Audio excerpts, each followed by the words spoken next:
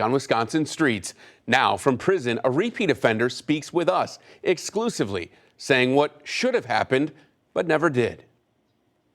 I think I would like to share my story on, the circumstances and the things that led up to this matter. A driver who should have never been behind the wheel crashed into a young father, forever changing a Milwaukee family. He was the best dad ever.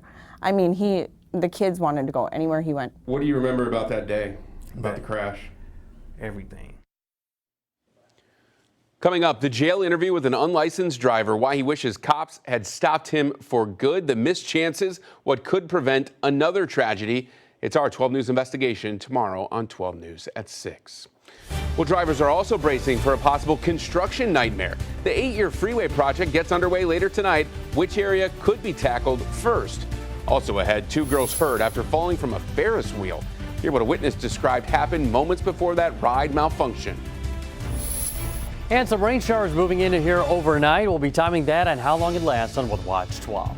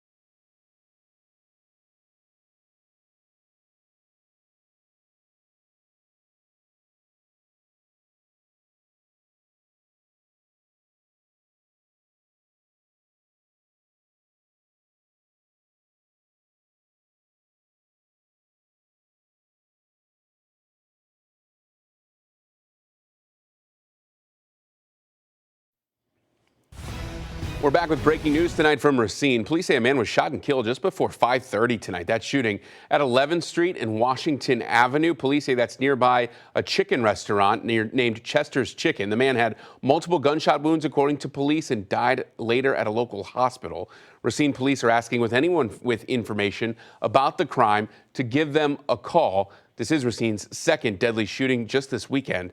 Police say a 26-year-old man killed near 10th and College Avenue early Saturday morning in Racine.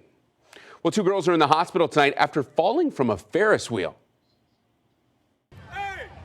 Hey! EMS! That chaotic scene at a harvest festival near Baton Rouge, Louisiana. Witnesses say Ferris wheel carriage tipped over and the girls fell at least 15 feet. It caught onto the wires and then it tilted over and the 2 girls fell off. They had a major malfunction. Someone didn't do something right, that's for sure. That ride has been shut down tonight. No word yet on why it malfunctioned. Back here at home, a live look at I-94 at Holly Road tonight. You can see that those construction barrels on the left side of your screen, ready for a massive road construction project about to begin. This will have an impact on drivers across our area. A $1 billion Interstate 94 construction project could likely slow down your commute. That first phase starts in just about an hour and 45 minutes, midnight tonight. Crews will tackle the stretch from General Mitchell Boulevard near the stadium to 70th Street. The Wisconsin Department of Transportation says the $1.8 billion project will widen I-94 in both directions, 16th to 70th Streets. That construction expected to wrap up in 2033. Why are 8 years needed to do this project? I mean, there's a myriad of reasons. One is, access to the brewers and other major stakeholders. Another one is just simply keeping the freeway open to traffic. Right now, the goal is to keep 2 lanes open in each direction during construction, again, going through 2033 on I-94. Meteorologist Gino Recchia here talking about the weather. Gino, it's going to rain at least a little bit tonight. Most of us are going to be asleep for it, though. Yeah, and it's not a lot of rain that's going to move in. You might, if you wake up in the middle of the night, maybe a light little moisture on the pavement. Outside of that, we'll be clearing things out here well before many of us wake up tomorrow morning. The sunshine's going to be back out, and it is going to be a windy day. Would not be surprised to have some gusts around 25, maybe even 30 miles per hour. But the 50s are going to be sticking around here for much of the work week, all the way through Friday, before a little bit of a cool down comes in here. High of only 52 today. 54 is our normal high, but we do start off the month a little bit warmer, just 1 degree, which was 55 yesterday. Look at 77 set back in 1938. Nowhere near that today. We won't be seeing any of those 70s anytime soon, but our average high temperatures will continue to drop as we push into the rest of the month. 41 being the average high by the end of November. Radar does bring in some rain showers right now. Not all of this, though, is reaching the ground. We do have a lot of dry air in place. However, there are some pockets of some scattered light showers moving through parts of Wisconsin north of us.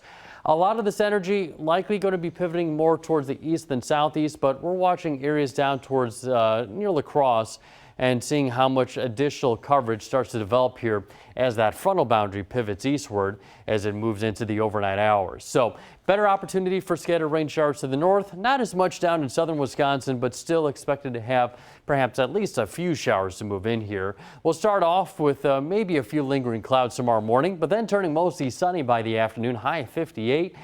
57 on Tuesday and Wednesday, back into the mid-50s Thursday.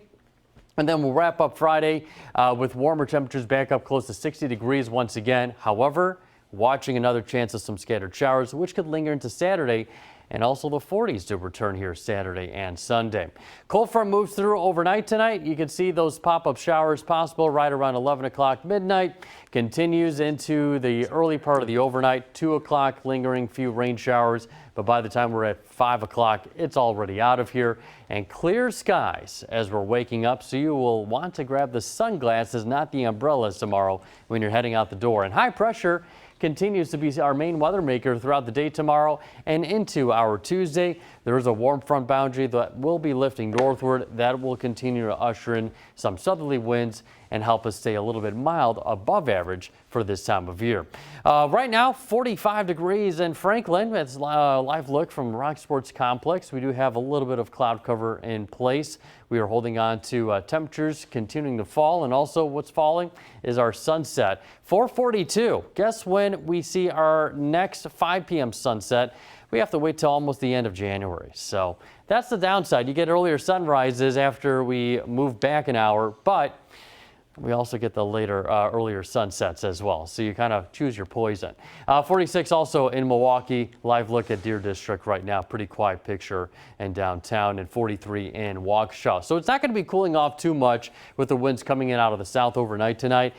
Temperatures remaining in those lower 40s, perhaps even some upper 30s. 40 degrees here lakeside overnight tonight. 58 as we head into the afternoon. 57 on Tuesday. Continuing those upper 50s on Wednesday, and then holding on to the mid-50s Thursday. All dry weather.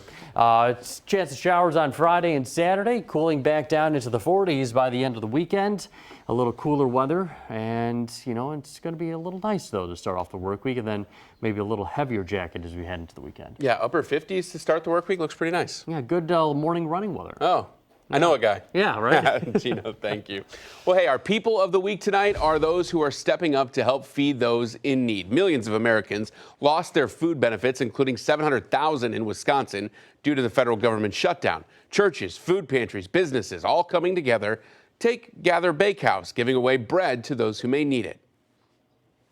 So I think people are really anxious and scared and are wondering how they're going to be able to feed their families. So we decided to offer free loaves of bread and rolls to people who have their SNAP benefits paused. 2 federal judges ruled the government must continue to pay for food benefits, but Wisconsin's Department of Health said Friday those benefits will likely be delayed. Coming up in sports, the Packers shocked by the Panthers at Lambeau Field, plus an injury update on tight end Tucker Kraft. Steph Sutton and Dario Melendez with team coverage next in Big 12 Sports. Get the very latest Weather Watch 12 forecast on our free Very Local app. Download the app right now, anywhere you stream.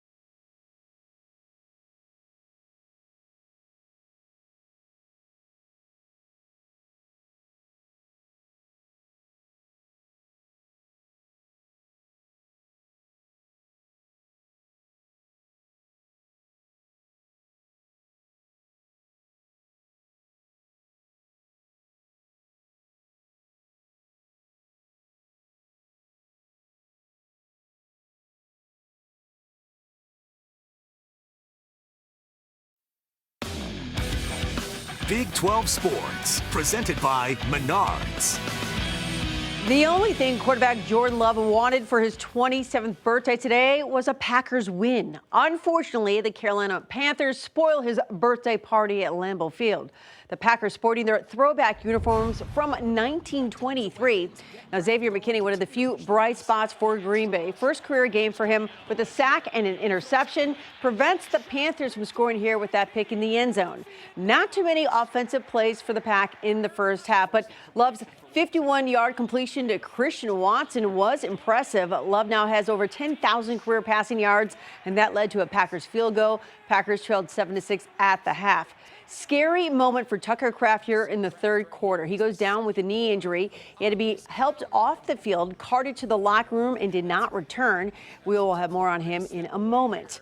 On a brutally windy day, Brandon McManus made 2 field goals in the first half, but missed this 43-yard field goal attempt in the third quarter. That truly came back to haunt the Packers. And give the Panthers credit, they played to win. Running back Rico Dowdle with 130 yards rushing and 2 touchdowns for Carolina. Tough day for Jordan Love. 0 touchdown passes, 1 interception, and this bad throw on 4th and 8 in the fourth quarter almost picked off in the end zone. Then, with just over 2.5 minutes to play, Josh Jacobs gets in for the touchdown, and the game is tied at 13 apiece. But the green and gold left too much time on the clock. Panthers drive down the field, and rookie kicker Ryan Fitzgerald nails the game-winning 49-yard field goal as time expires. Let's go to the scoreboard. Many thought this could be a trap game for the Packers, and it was.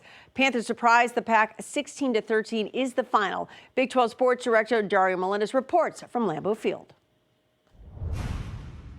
The Packers taking L's on multiple fronts Sunday afternoon here at Lambeau Field, obviously losing to the Carolina Panthers 16-13, their second loss of the season, but also losing some key players to injury as well. Both Matthew Golden and Tucker Kraft exiting Sunday's loss with injuries. For Golden, it was a shoulder injury, but for this guy, Tucker Kraft, he left with what appeared to be a knee injury. That saw the Packers star tight end carted off the field in the third quarter. Anytime it's a knee injury, it's hard not to think of the worst, case scenario. So, it's tough to see anybody get injured. It's tough to see Tuck injured on the ground. But, you're praying for him, hoping for the best, hoping it's nothing too serious that he can come back from. That's a heavy blow for us. A lot of the guys, even, in the locker room and even in the huddle afterwards, we felt that. Not the best feeling in the world, not something that you want to see, not something that you want to wish on anyone that you love or hate, but in this league, it just comes down to the next man up, as sad as it sounds. So. And that next man up is Luke Musgrave, who had his best game of the season, filling in for the injured Kraft, reeling in 3 catches for 34 yards in that loss to the Panthers. And I asked him after the game if he had spoken with Kraft, and he told me he did, but wouldn't really go into a lot of details on how that conversation went. But he did tell me it's safe to say he's not feeling great. At Lambeau Field, Dario Melendez, WISN 12 Sports. Thank you, Dario. Next up for the Green and Gold, a Monday night showdown right here on WISN 12 against the Philadelphia Eagles. At Big 12 Sports will be live at Lambeau Field to kick off the coverage at 6:30 that night, and the game starts at 7:15. And coming up in our second half hour, the Operation Football Play of the Week winner for the Level 2 playoffs. Always great to see that Yes, it reveal. is. Looking forward to that, Steph. Thank you. Next at 10, a black eye from stopping a robbery. The story Giannis told reporters and what likely caused his black eye instead. Plus, the most dangerous streets in our area, the fight to keep them safe, make them safer rather, and the Milwaukee mother pushing for you to slow down. Watch up front on your schedule. Download the Very Local app. Stream for free on Roku, Amazon Fire TV, and your phone.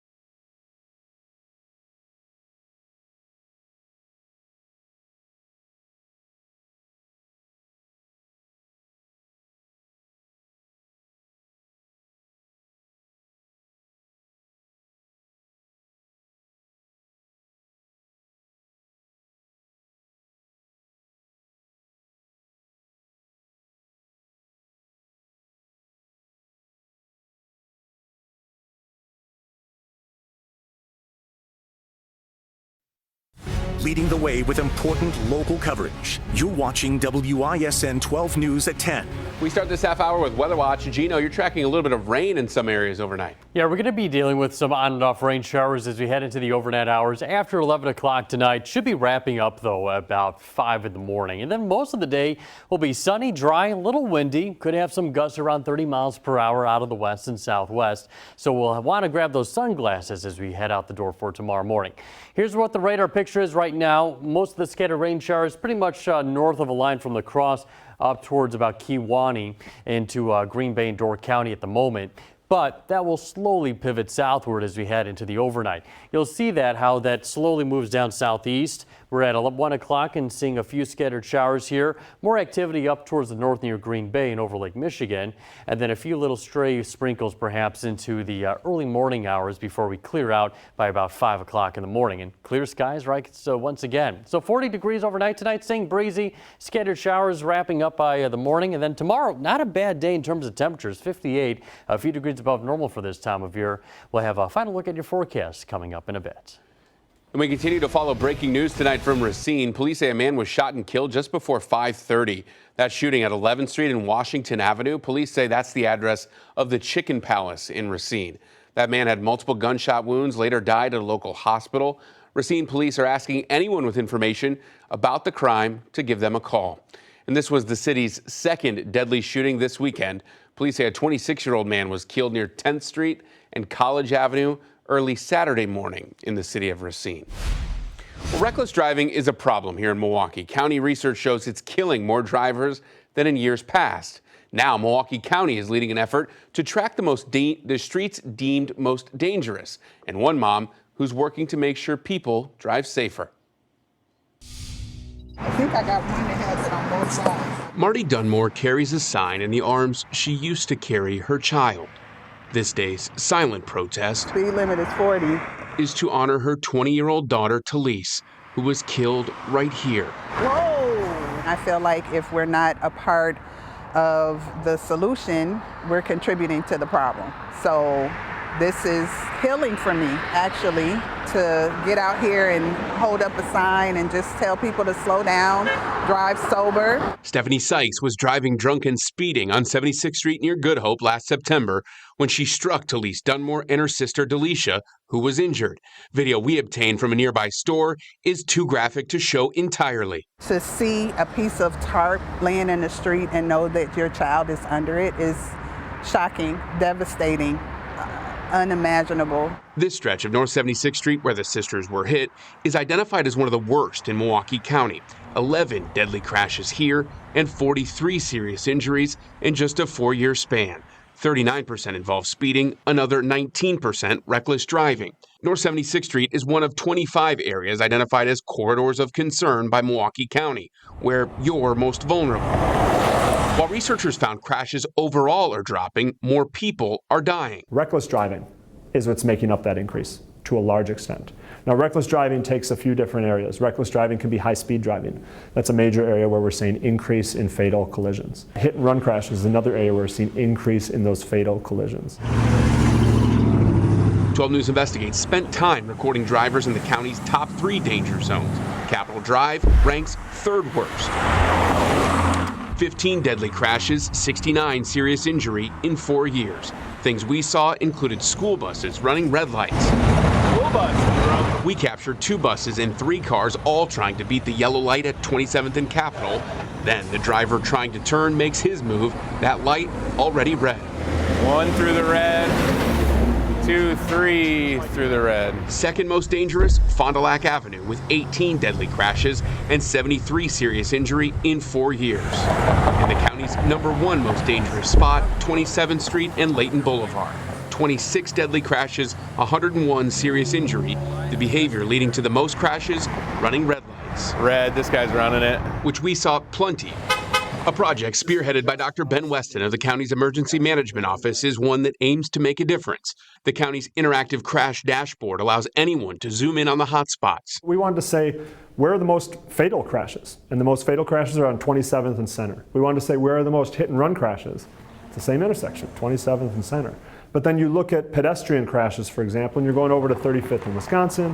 You look at bicycle crashes, and you're going up to Water Street and Brady. The county is now working with Milwaukee and its 18 suburbs to find solutions. Each will have a safety plan by the end of the year to make streets safer. Some are, going to have a handful of projects at, their own hotspots, or areas of concern, that they're going to go after funding for, get shovels in the ground. The overall goal, 0 traffic fatalities by 2037 through engineering, education, and enforcement. Back at 76 near Good Hope, They come super fast. Marty Dunmore believes a change in mindset can make a huge difference. You're fighting for that on behalf of your daughter. I am.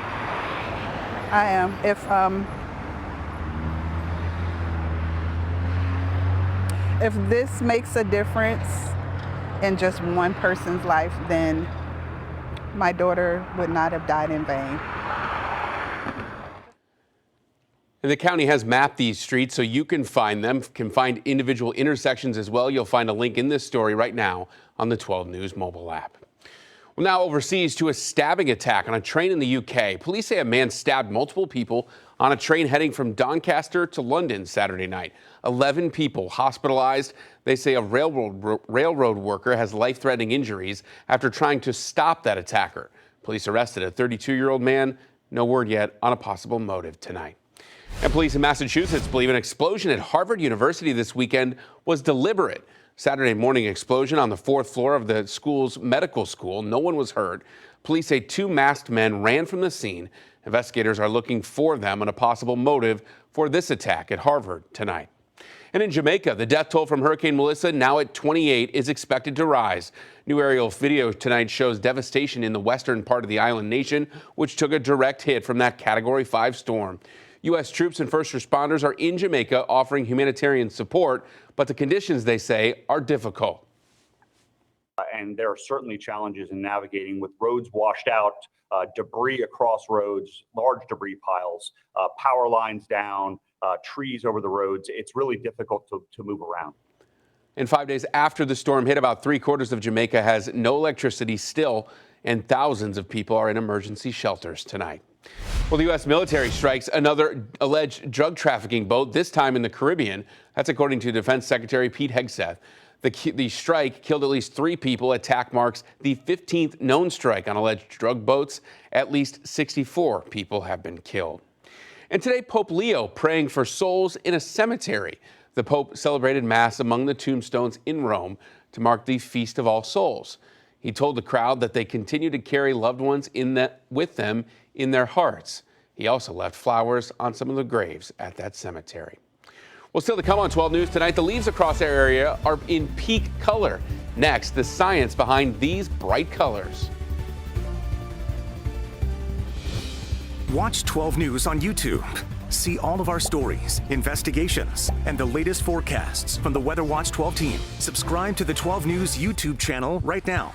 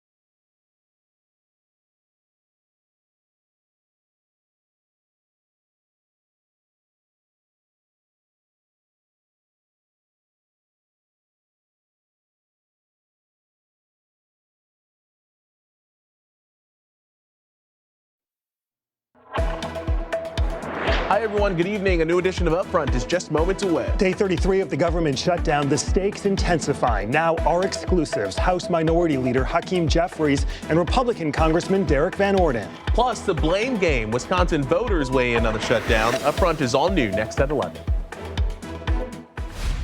And a look tonight at the Empire State Building in New York, lit up blue and yellow in honor of Good Morning America. Tomorrow, GMA will celebrate 50 years on ABC and right here on WISN 12. That first broadcast, November 3rd, 1975. Tomorrow morning's broadcast will take a big look back at its history and some new surprises as well. It is going to be a celebration. 50 years of Good Morning America. So many of our old friends are coming back to join with us for this celebration of what has been an incredible run. You can watch Good Morning America's 50th anniversary broadcast special tomorrow morning at 7 right here on WISN 12.